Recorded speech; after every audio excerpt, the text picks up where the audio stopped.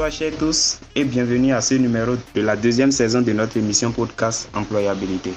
Le thème de cet épisode est comment rechercher efficacement les offres d'emploi. Je suis Samuel Torpignon, étudiant en licence 2 de génie logiciel à IFRI, boursier de la Fondation Mastercard à l'Université d'Abomey-Calavi. Merci de votre présence ce soir. Pour ce numéro, nous avons le plaisir d'accueillir ce soir un grand baobab du secteur de l'emploi au Bénin. Il s'agit d'un monsieur imbibé d'un leadership exceptionnel et dont le parcours est très inspirant. Je vous présente monsieur Akwena Thomas Singo. Il a été pendant 7 ans conseiller à l'emploi au niveau de l'ANPE, Agence nationale pour l'emploi.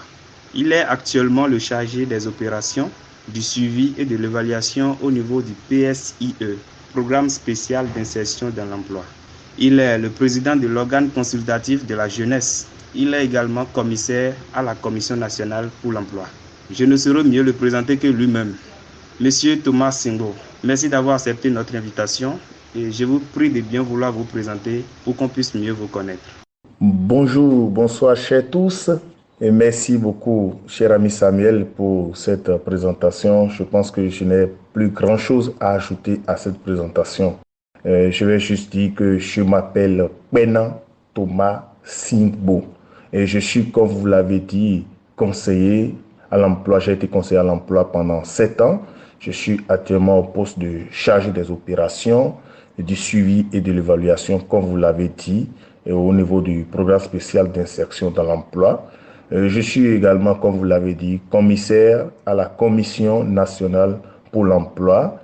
J'ai été par le passé administrateur au conseil d'administration du Fonds national de l'entrepreneuriat et de l'emploi des jeunes, c'est-à-dire FNPEJ d'alors, qui est devenu par la suite ADEJ et maintenant qui se présente sous une autre forme.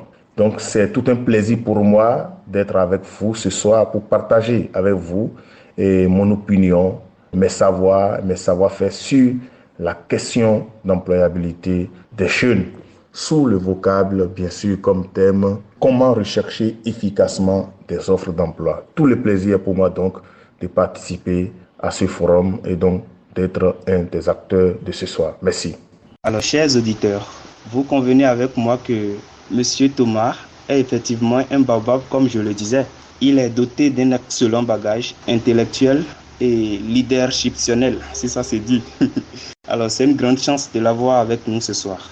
Avant de rentrer dans le vif du sujet, j'aimerais préciser que, chemin faisant, vous pouvez me faire parvenir vos questions et préoccupations en inbox afin que je puisse les poser à notre invité à la fin. Alors sans plus tarder, nous allons commencer. Nous savons que la recherche d'emploi a toujours été considérée comme une tâche fastidieuse pour les jeunes diplômés. Mais heureusement, nous sommes à l'ère du numérique et il existe de nombreuses ressources en ligne pour faciliter cette tâche. Monsieur Thomas, nous aimerions savoir quels sont les meilleurs sites web ou plateformes en ligne pour rechercher des offres d'emploi selon son domaine et ses préférences. Alors, je confirme effectivement que les recherches en ligne constituent aujourd'hui un réel atout pour les jeunes gens en quête d'emploi. À cet effet, il existe de nombreuses plateformes de recherche d'emploi en fonction du temps et des opportunités. Et ces plateformes connaissent des oscillations. Donc, les vérités d'aujourd'hui ne sont pas forcément celles de demain. Mais on peut se permettre d'énumérer quelques-unes qui présentent des résultats et des parcours assez encourageants à notre époque.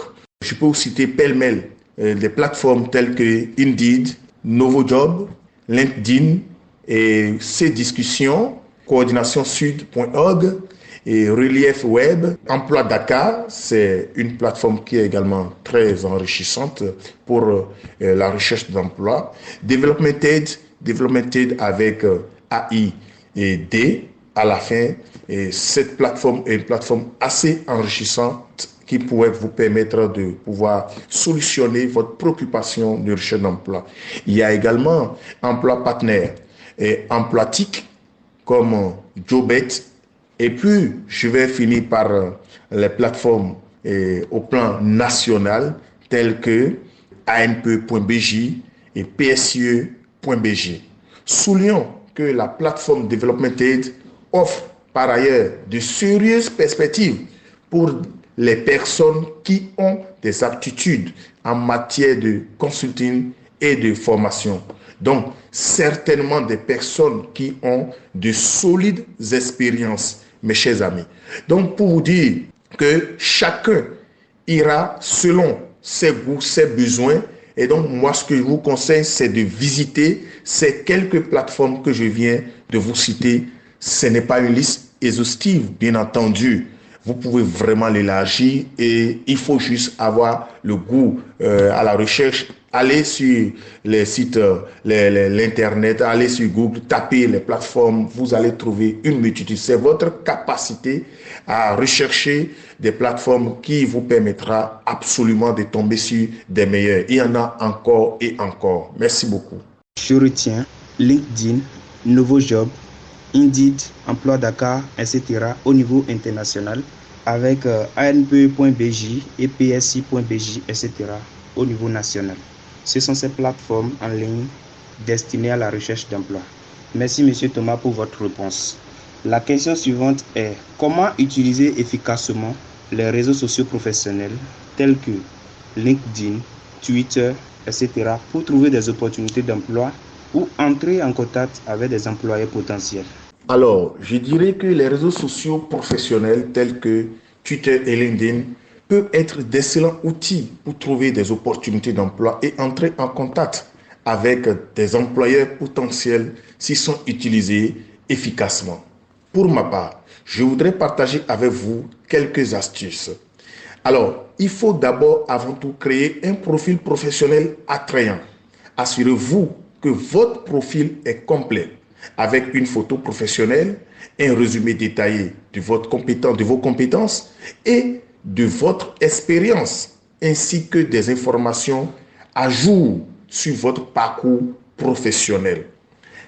Après, il faut rechercher et suivre les entreprises et les professionnels pertinents, c'est-à-dire vous identifiez les entreprises qui vous intéressent et suivez-les sur Twitter et LinkedIn. Recherchez également des professionnels influents dans votre domaine et pouvoir les suivre. Troisième point, mes chers amis, c'est de pouvoir partager du contenu pertinent. Publier régulièrement du contenu lié à votre domaine d'expertise. Cela peut inclure des articles intéressants, des idées et des opinions. Pourquoi pas des conseils professionnels. Soyez généreux dans ce que vous faites, dans tout ce que vous donnez en fait. Sur votre page, il faut que quand les gens viennent, qu'ils soient servis par rapport à vos connaissances, par rapport à vos savoirs et savoir-faire, mes chers amis. Alors, vous allez pouvoir rejoindre des groupes et des communautés. Les groupes et les communautés, généralement sur LinkedIn, peuvent être d'excellents moyens de rencontre des professionnels partageant les mêmes intérêts et de nouer, pourquoi pas, des relations professionnelles. Le point suivant, c'est de pouvoir vous engager avec les autres. N'hésitez pas à interagir avec les publications d'autres professionnels et à participer aux conversations. Cela permet forcément de laisser vos opinions, de montrer votre point de vue, de donner votre point de vue sur des sujets d'intérêt pour vous, autant professionnellement parlant. Avant-dernier point que je peux vous soulever, c'est de pouvoir utiliser des fonctionnalités de recherche sur LinkedIn. Utilisez la fonction de recherche avancée pour trouver des opportunités d'emploi spécifiques à votre domaine de compétences.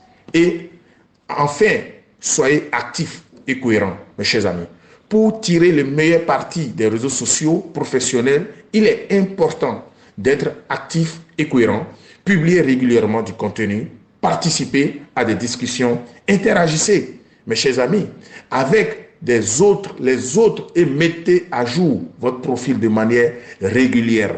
Si vous arrivez à user ces quelques astuces, je dis toujours, nous ne sommes pas dans les sciences exactes, donc ce que je dis n'est pas forcément exhaustif. Il peut y avoir des ajouts, mais moi je pars de ces principes, de ces astuces que je vous donne. Je pense que partant de ces astuces-là, vous devez pouvoir avoir des réseaux professionnels qui vraiment vous rendent service et vous permettent d'atteindre vos objectifs professionnels. Celle de pouvoir quand même non seulement vous retrouver un emploi, vous maintenir dans cet emploi et quitter cet emploi pour aller à d'autres emplois si vous en avez envie. Voilà ce que je peux dire sur cette question. Merci. Alors, remplir professionnellement son profil, rechercher et suivre les entreprises et personnalités influentes dans son domaine, partager du contenu et interagir avec les autres. Ce sont ces quelques manières d'utiliser efficacement les réseaux sociaux professionnels pour trouver des opportunités d'emploi. Merci, Monsieur Thomas, pour votre réponse. La question suivante est, quels conseils donnerez-vous pour organiser sa recherche d'emploi de manière structurée et efficace? Et quels sont les critères que nous devons prendre en compte lors de la sélection des offres d'emploi auxquelles nous souhaitons postuler? Alors, merci pour cette question, cher ami Samuel. D'abord, je m'en vais vous dire que la recherche d'emploi est aussi un emploi car elle vous occupe constamment. Donc, rien n'est à banaliser. Et pour ce faire, il y a avant tout des préalables à régler.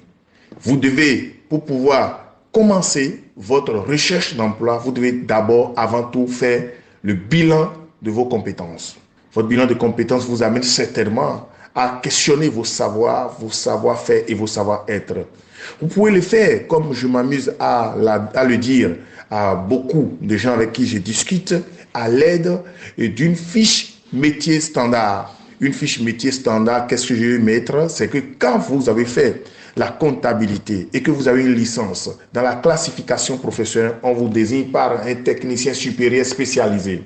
Alors, quand vous allez sur les nets, vous tapez fiche de poste ou bien fiche métier, technicien supérieur spécialisé en comptabilité et gestion, par exemple, vous avez une fiche standard. De toutes les façons, si vous avez du mal à trouver ça, il y a des instances habilitées ou bien des personnes ressources qui peuvent vraiment mettre ça à la disposition de la fondation ou bien de toute autre instance qui en a besoin pour pouvoir vous permettre d'accéder à ces fiches-là. Au fond, l'avantage de se doter d'une telle fiche, c'est que ça vous permet de pouvoir voir les points à cocher, les cases à cocher dans le cadre d'une recherche d'emploi, donc et dans le cadre d'une postulation. Alors, si vous avez cette fiche-là, ça vous permet d'élaborer votre feuille de route. Avec cette feuille de route, vous pouvez maintenant facilement évaluer votre niveau et savoir si vous êtes prêt pour vous lancer dans la recherche d'emploi. Alors, quand vous avez fini de faire ça, vous allez évaluer votre environnement. L'idée est de savoir sur qui devez-vous compter pour pouvoir décrocher votre premier emploi, votre première opportunité. Souvenez-vous, il y a toujours cette loi de 70%. Pour dire tout simplement que 70% des offres d'emploi sont considérées comme des offres d'emploi qui sont vraiment cachées, dont vous n'avez pas connaissance. Que lorsque vous vous y mettez à fond, et pendant qu'il y a 30% qui sont visibles, et autour de ces 30% de postes d'offres visibles, il y a tellement de monde autour de ça et que vous-même, vous êtes appelé à vous décourager parce que tout simplement, vous ne savez pas vous y prendre. Donc, ne l'oubliez pas. C'est pourquoi il faut questionner son environnement. C'est un préalable à régler. Deuxième point majeur, il faut définir vos objectifs. Avant de commencer votre recherche d'emploi, vous devez identifier très clairement vos objectifs professionnels. Dans quelle structure, catégorie et d'entreprise voudrais-je travailler? Est-ce que dans le secteur privé, je vais travailler ou bien je vais travailler dans le secteur public? C'est des questions auxquelles il faut apporter des réponses très claires. Troisième point, c'est de planifier et organiser et opérationnaliser votre recherche d'emploi. Vous devez pouvoir gérer alors les dossiers de candidature, établir un calendrier avec les échéances pour différentes étapes de votre recherche d'emploi, telles que la rédaction de CV, la recherche d'entreprise, la soumission de candidature, etc. Et bien, vous devez faire également régulièrement le bilan de votre parcours. Et puis, je vais vous dire, quatrième point, c'est que vous devez être prête et prêt pour laisser une première bonne impression. Mes chers amis, dit-on très souvent, l'habit ne fait pas le moine, mais il permet bien évidemment de le distinguer. Et cinquième point maintenant, vous devez faire des recherches approfondies sur des entreprises. Avant de postuler à une offre d'emploi, renseignez-vous sur l'entreprise, consultez les sites web, les profils de réseaux sociaux, rechercher des actualités ou des avis sur l'entreprise que vous désirez, dans laquelle vous désirez quand même postuler à un poste. Et puis le point suivant, c'est de pouvoir analyser les descriptions de postes. Lorsque vous voyez une offre affichée, rendue publique, ou bien que vous avez l'information, le soupçon qu'il y a une offre disponible, mes chers amis, vous devez essayer avant tout d'analyser de fond en comble le poste, comment est-ce que le poste est décrit. Et comme j'ai dit dans le premier point, après avoir fait votre bilan, vous devez savoir quelles sont les cases que vous cochez parfaitement bien. Donc, en fonction des points énumérés dans la description du poste, mes chers amis, vous devez pouvoir voir votre degré de comptabilité avec l'offre qui est en jeu et vous devez savoir déjà si vous partez avec les faveurs de gagner, de réussir ce challenge-là. Vous devez prioriser les offres en fonction de vos objectifs. Ça, ne l'oubliez jamais. Et le point qui suit, c'est de personnaliser vos candidatures. Votre candidature, évitez de postuler de manière générique à toutes les offres d'emploi. À chaque offre d'emploi, moi je vous dis, vous devez travailler vos documents de recherche d'emploi. Vous devez travailler votre CV en conséquence. Vous devez travailler votre parcours. Vous devez travailler votre fiche de présentation de candidature en conséquence. Et je le fais toujours. Et je pense que c'est la meilleure des choses et c'est pourquoi moi je vous conseille vivement cela. Personnalisez vos candidatures sans cesse. Quand vous avez 1000 candidatures, je pense que vous devez avoir 1000 dossiers. Vous devez toiletter, retoucher 1000 dossiers différents parce que là, et chaque fois, il y a des spécificités qui vous obligent quand même à un toilettage. Suivez vos candidatures. C'est l'avant-dernier point, mes chers amis. Gardez une trace des offres d'emploi auxquelles vous postulez. Notez les dates d'envoi des candidatures, les personnes à contacter et puis assurez-vous de suivre les étapes du processus de candidature. Et enfin, préparez-vous pour les entretiens. Un entretien, ça se prépare. Et la réussite, votre réussite dépend de votre niveau de préparation. Et je pense que il n'y a pas de hasard. Et quand vous préparez bien, vous réussissez. Merci. Merci, Monsieur Thomas, pour votre très riche réponse. Nous retenons que la recherche d'emploi elle-même est aussi un emploi et donc à ne pas banaliser. Merci à nouveau pour votre réponse. Notre prochaine question est de savoir s'il existe des astuces ou méthodes spécifiques pour repérer des offres d'emploi cachées ou non annoncées publiquement. Alors, il existe bien sûr des méthodes, des astuces et des comportements, des gestes simples pour pouvoir vraiment repérer les offres d'emploi cachées, donc non annoncées publiquement. Et souvenez-vous, nous avons développé dans une des questions plus haut que la loi de 30-70 ou si vous préférez 70-30 existe. C'est-à-dire, nous estimons, on évalue, nous les professionnels du marché de l'emploi, on évalue environ à 70% les offres d'emploi qui ne sont jamais rendues visibles. Pendant que les 30% restants, c'est ça qui converge les attentions de tout le monde et c'est vers ça que tout le monde court. Alors, comment faire pour vraiment faire partie du premier lot, du petit lot de chercheurs d'emploi qui opèrent sur le marché caché où il y a environ 70% des offres d'emploi et qui ne sont jamais rendues publiques? C'est ça la problématique soulevée dans cette question. Et pour cela, il existe quelques astuces et méthodes pour repérer ces offres-là. Je vais vous énumérer ça en 7 points. Premièrement, c'est le réseautage. Mes chers amis, le réseautage est l'une des meilleures façons de découvrir des opportunités d'emploi cachées. Informez votre réseau professionnel, vos anciens collègues, vos anciens camarades de classe, vos amis, votre cercle religieux et votre famille que vous êtes à la recherche d'un emploi. Donc, pour pouvoir les informer de ça, cela suppose qu'il faut cultiver avec chacun de ces cercles sociaux qui nous entourent une intelligence relationnelle. Et ça, il faut le faire, c'est une nécessité par le temps qui court. Deuxièmement, utilisez efficacement LinkedIn, mes chers amis, de manière proactive en rejoignant des groupes et des communautés pertinent dans votre domaine. On a déjà évoqué ça plus haut. Ça revient ici parce que c'est un point important pour pouvoir vraiment accéder à ces offres d'emploi qui sont cachées.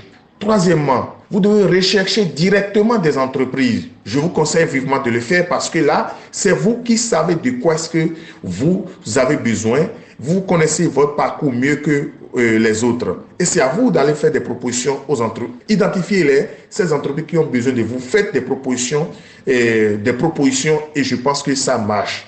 Mes chers amis, j'ai été déjà plusieurs fois témoin des profils et pour lesquels les entreprises ont été obligées de constituer une fiche de poste spécifique parce que c'est des profils assez enrichissants et jamais si ils ne s'étaient pas présentés aux entreprises, aucune entreprise ne pourrait savoir qu'il y aurait autant de variétés dans un seul profil, donc contenu chez une seule personne pour pouvoir formaliser les fiches de poste en conséquence. Donc, le fait de vous faire savoir aux entreprises, ça aide également les entreprises parfois. Donc, allez directement à la recherche, au contact des entreprises. Quatrième point, contactez les recruteurs et les agences de recrutement. Vous ne perdez rien à montrer aux recruteurs, aux agents de recrutement, de quoi est-ce que vous avez besoin, votre profil, la richesse de votre profil. Ça vous aide, ça les aide aussi. Parce que eux autres, ils sont généralement dans la recherche des profils pertinents pour pouvoir gagner de l'argent.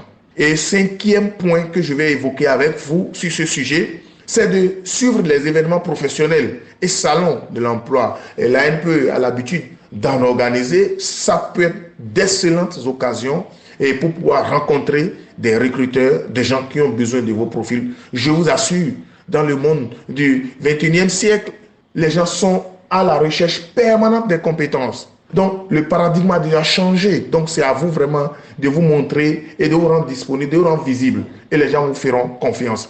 Sixième et avant-dernier point, c'est de faire preuve de proactivité. N'hésitez pas à contacter directement les entreprises qui vous intéressent, même si elles n'ont pas d'offre d'emploi publiée. Envoyez-leur une lettre de motivation ciblée et un CV adapté à leur domaine d'activité en expliquant votre intérêt pour leur entreprise et vos compétences. Mes chers amis, c'est un acte de bravoure et parfois ça suscite beaucoup d'intérêt auprès des chefs d'entreprise. Et enfin, restez à l'écoute des rumeurs et du bouche à oreille. Du bouche à oreille, ça marche parfois. Les informations sur des opportunités d'emploi circulent par le biais des rumeurs ou des conversations informelles. C'est à vous d'être attentif à cela si, quand vous avez besoin de vous faire embaucher, vous devez peut-être faire attention à tous ces détails-là pour que ça puisse vraiment prospérer.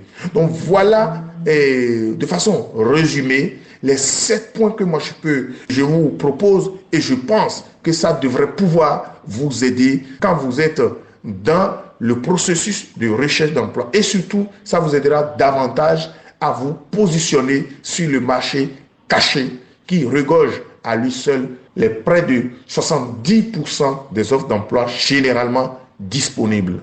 Merci Monsieur Thomas pour votre réponse.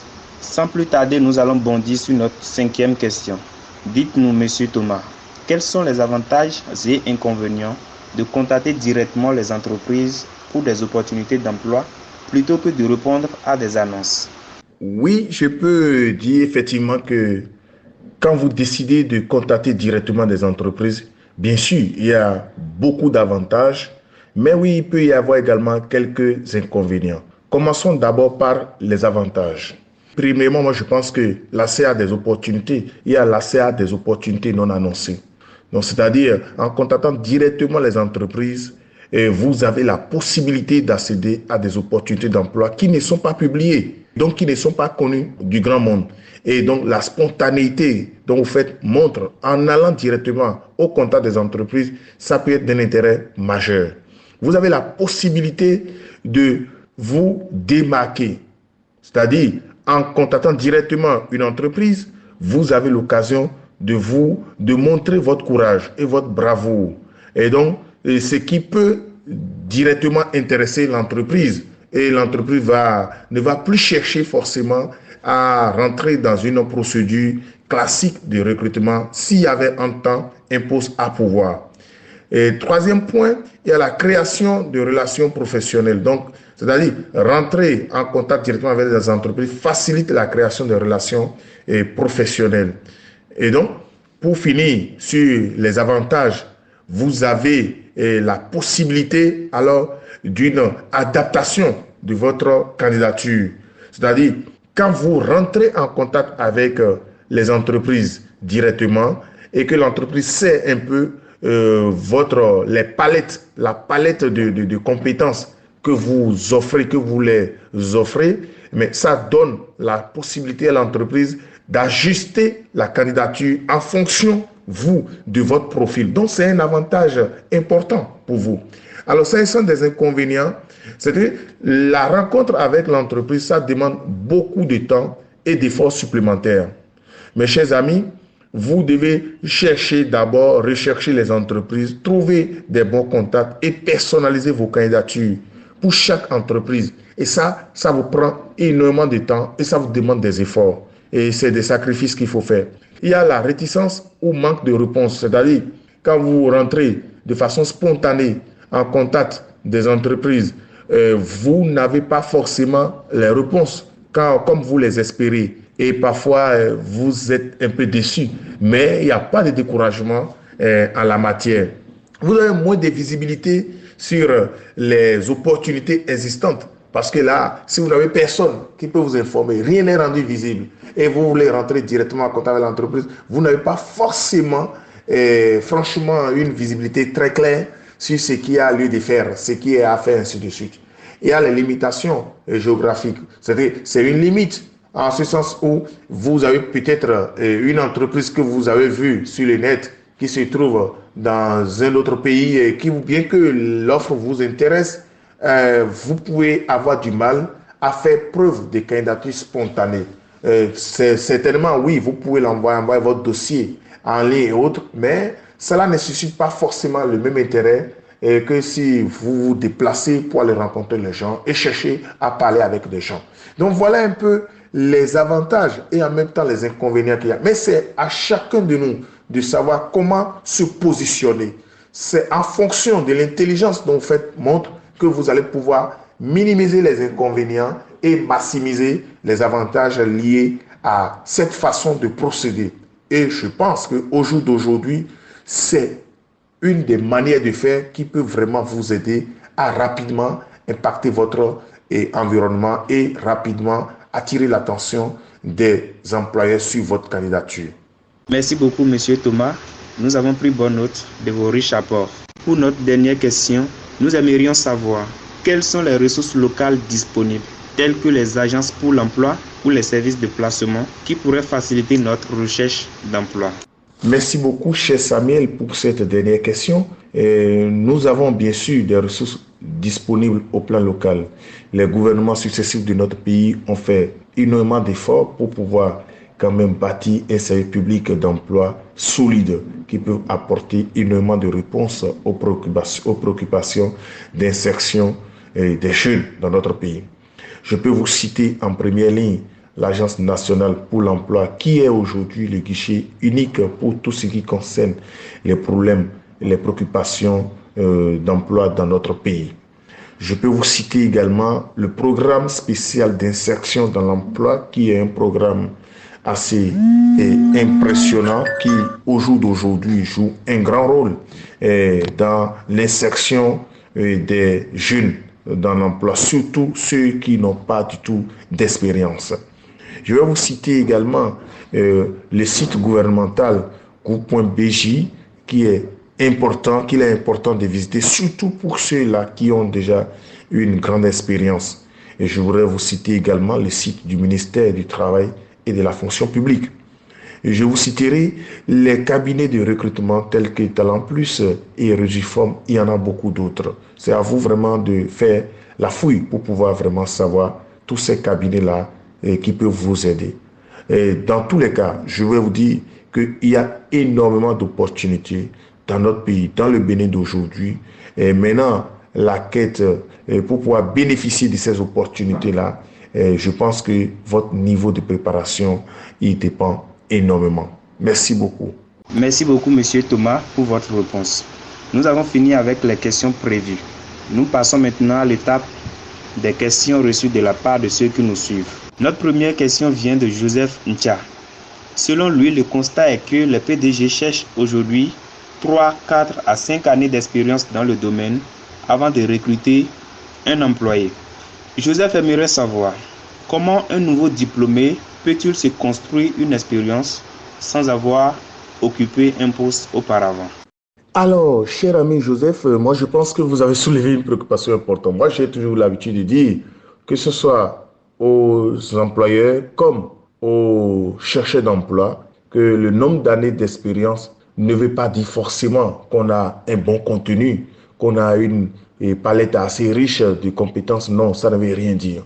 Et moi, ce que je donne, comme je suis en face des chercheurs d'emploi, des jeunes gens, ce que moi j'ai à vous dire, c'est que faites de votre feuille de route un allié fidèle. Ce que j'appelle feuille de route ici, c'est un peu ce que j'ai développé en haut. C'est que vous devez forcément chercher la fiche métier correspondant à votre profil, à votre niveau de compétence.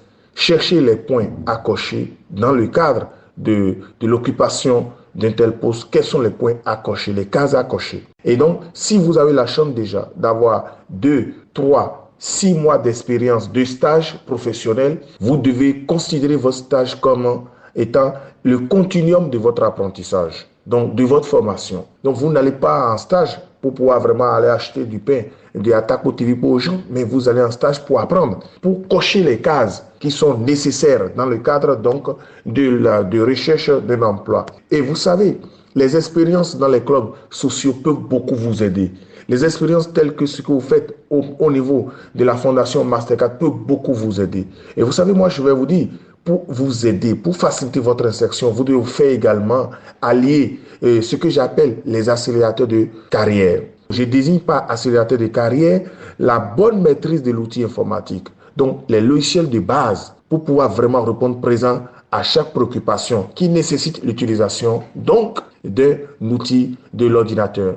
Alors, les langues, essayez du mieux que vous pouvez quand même d'apprendre une deuxième langue, notamment l'anglais. Ça peut beaucoup vous aider.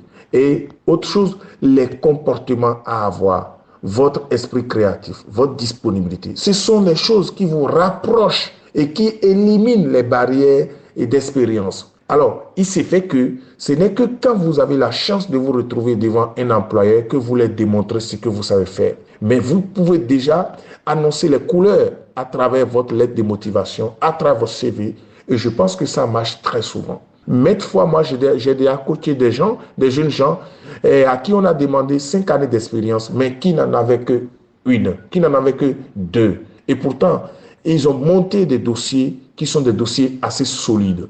Et ils ont eu le poste. J'ai déjà été témoin des recrutements pour lesquels on a demandé de détenir une thèse, donc un doctorat. Mais j'ai vu des jeunes gens qui ont seulement licence, mais ils ont été retenus. Mais ce n'est pas de la blague, c'est des choses qui marchent. Ça dépend de comment est-ce que vous vous préparez et de comment est-ce que vous vous êtes fait allier des outils simples qui vous permettent vraiment de vous positionner comme un professionnel compétent. Je résume, vous devez absolument faire le point et savoir si vous cochez toutes les cases. Vous savez, vous pouvez avoir fait 10 ans d'expérience et ne pas être en mesure de cocher toutes les cases liées à votre poste. Mais si vous avez connaissance des cases à cocher, mais je pense que vous allez en stage, vous avez des petits stages pour pouvoir le faire, pour combler ces vides-là. Et vous sortez un professionnel aguerri. Donc, il faut le savoir pour pouvoir le faire. Après ça, vous devez travailler les accélérateurs de carrière. Ce que j'appelle accélérateur de carrière, comme je l'ai dit, c'est tout simplement la bonne maîtrise de l'outil informatique. C'est tout simplement la maîtrise au moins d'une langue en dehors de la langue officielle que vous parlez. Et bien sûr, vous devez vous faire allier des soft skills. Merci. Merci beaucoup, Monsieur Thomas, pour votre réponse. Notre deuxième question nous vient de la part de Marcelin Zinsou. Il aimerait savoir comment les demandeurs d'emploi peuvent-ils utiliser le bénévolat ou le travail bénévole comme un moyen de renforcer leurs expériences et d'obtenir des opportunités professionnelles au Bénin. Cher ami Marcelin, merci pour cette excellente question. Moi, je vais vous dire tout simplement que c'est ce que j'ai fait tout le temps. Et c'est pourquoi moi, je fais partie de ceux qui pensent qu'il n'y a pas de mauvaise formation. Les vraies, les bonnes formations, c'est ce que vous-même, vous vous offrez. Et généralement, ces formations-là, ça s'obtient sur le terrain. Et j'ai coutume à le dire que la meilleure gestion de projet, ça s'apprend dans les petites ONG, dans les petites ONG du quartier, ça s'apprend dans les associations, dans les clubs services. Et c'est à ce niveau que vous apprenez tout. Ce sont les outils que vous avez là, que vous déployez dans votre vie professionnelle. Donc, et le bénévolat, oui, c'est un accélérateur important, impressionnant de votre carrière.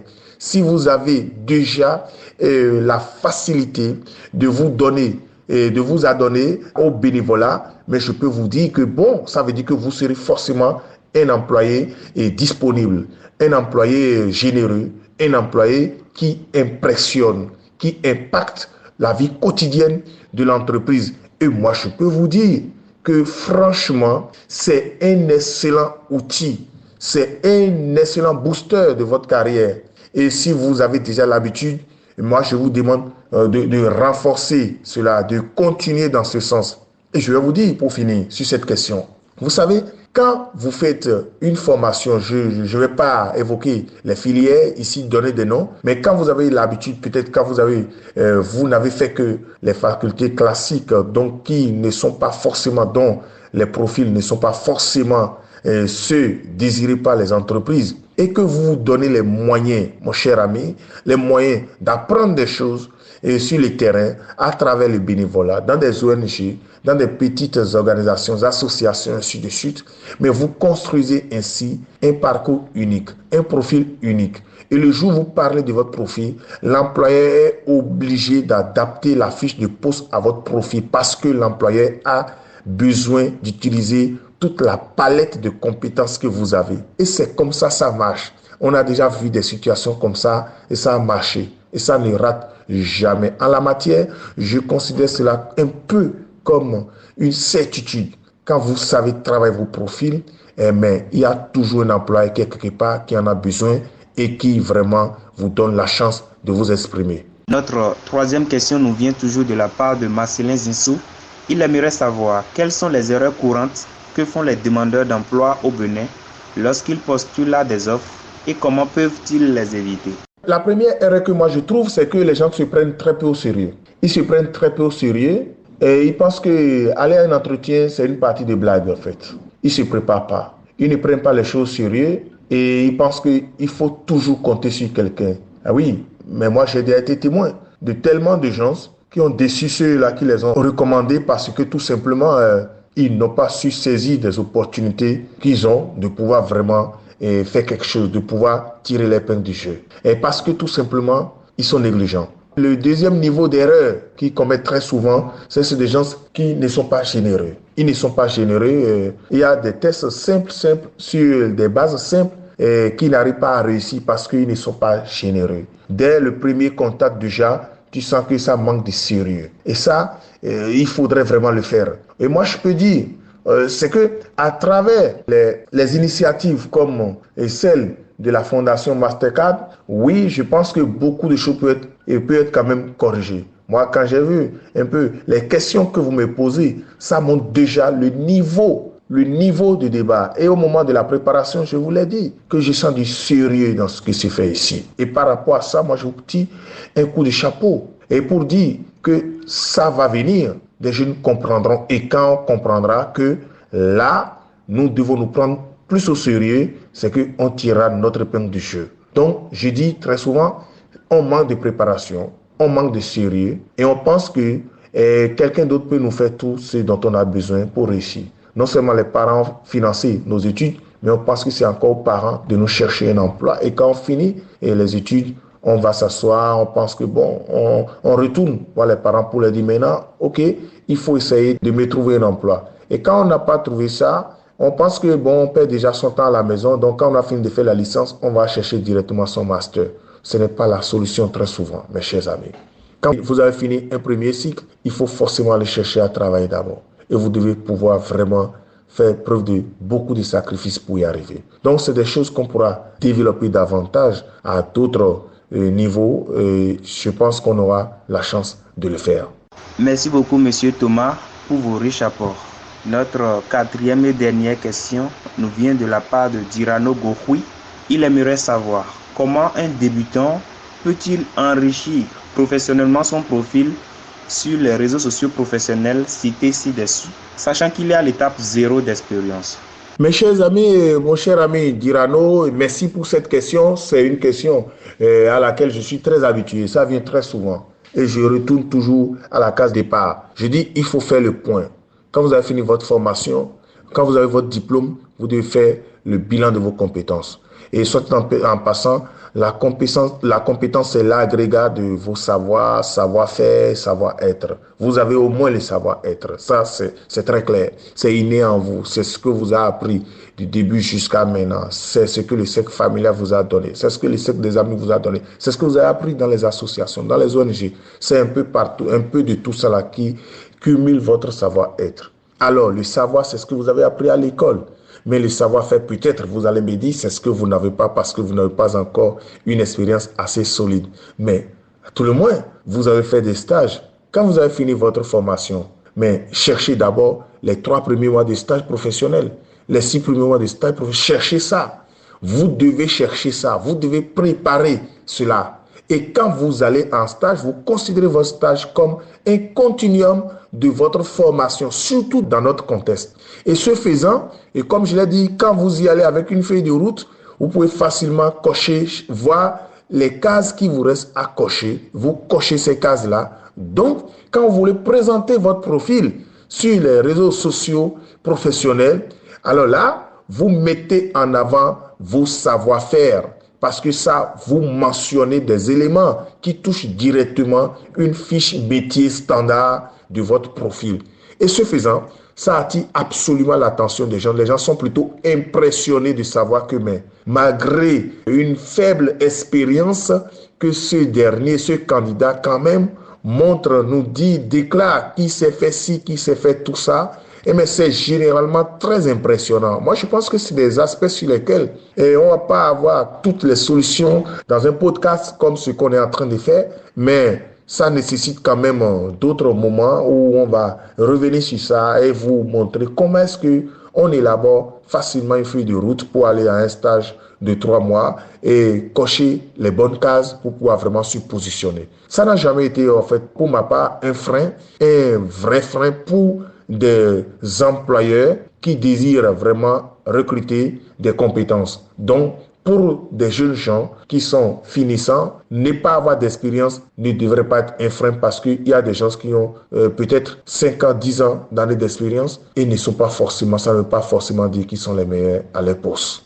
Merci beaucoup, Monsieur Thomas, d'avoir accepté notre invitation. Merci d'avoir partagé avec nous votre expertise, vos connaissances et vos expériences. Merci pour le précieux temps consacré. Et en plus de nos remerciements, je tiens à vous transmettre également les salutations chaleureuses venant du coordonnateur du programme de bourse de la Fondation Mastercard à l'Université d'Abomey-Calavi, professeur Enoch Achigan Dako. Nous espérons que vous avez également trouvé cette expérience enrichissante et gratifiante. Avant de clôturer notre séance, je voudrais vous inviter à dire votre mot de fin. Merci, cher Samuel. Je voudrais également à mon tour remercier d'abord le coordonnateur et toute son équipe pour m'avoir identifié pour partager avec l'auditoire mon point de vue sur cette thématique. Je voudrais te remercier également, Samuel, pour la modération et pour la bonne gestion du temps. Le sujet est tellement vaste, les points à aborder sont si fournis qu'on n'a pas vu le temps passer. Pour moi, c'est un énorme plaisir de rester avec ce groupe et je peux vous dire que j'ai beaucoup appris. J'ai beaucoup appris de cette expérience et j'ai envie de vous dire que ça pourrait être une expérience à rééditer. En tout cas, ça ne me gênerait pas de pouvoir vraiment reprendre cette expérience avec le groupe sur d'autres thématiques. En tout cas, c'est en fonction de ce que vous avez envie de faire et de savoir.